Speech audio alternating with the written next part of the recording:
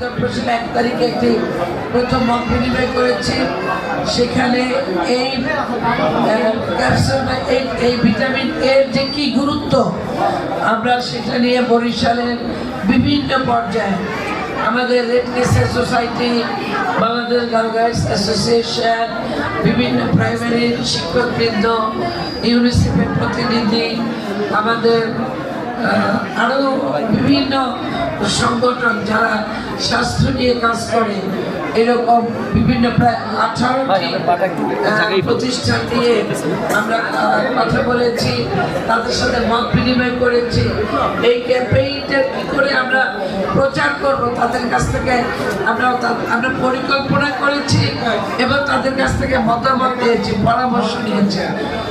পরবর্তীতে আমরা আরেকটি আমাদের যারা সিটি কর্পোরেশনে সেটা জোনাল সেদিনও আমাদের প্রোগ্রামে আমাদের স্বাস্থ্য বিভাগের প্রতিনিধিরা ছিলেন, আমাদের সিভিল সার্জন সাহেব আজকেও তাকে উনি ব্যস্ততার কারণে আসতে পারেন নাই, উনি সেদিনও ছিলেন।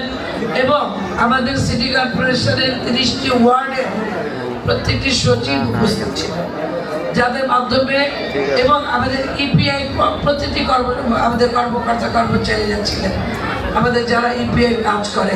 সেদিনও আমরা ভিটামিন এর ব্যাপারে কথা বলেছি, প্লাস এর কথা বলেছি এবং কি করে প্রতিটি বাচ্চার কাছে আমরা এই ক্যাপসুলটি পৌঁছে দিতে পারি সেই ব্যাপারেও আমরা তাদের সাথে মত বিনিময় করেছি।